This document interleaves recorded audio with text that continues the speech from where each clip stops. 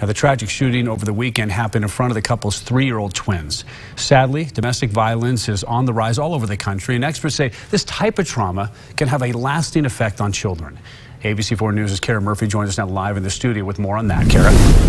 Yeah, Don, according to the Childhood Domestic Violence Association, more than 15 million children in the United States experience some sort of domestic violence in their home. I spoke with one woman who experienced it firsthand growing up, but she says it doesn't have to define you. It's still etched in Tisha Fukuda's mind like it was yesterday. And I fear that it's near when I see her laying like that, but he could care less. That's a poem she wrote in high school about her experiencing domestic violence as a child. It was like 5 or 6 years since the most recent incident of domestic violence in our home. It never leaves you.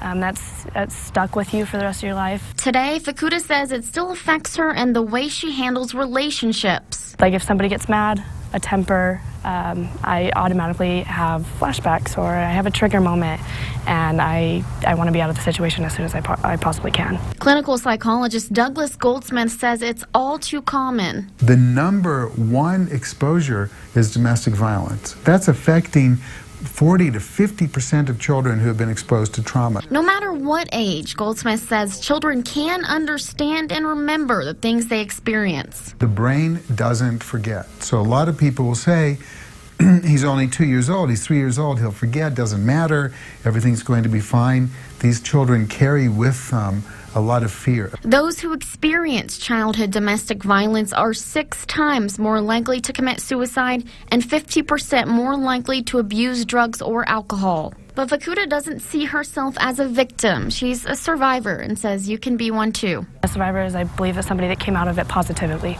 who's made something out of it and who has shown that that's not who they are. They're not the abused and they're not the victim.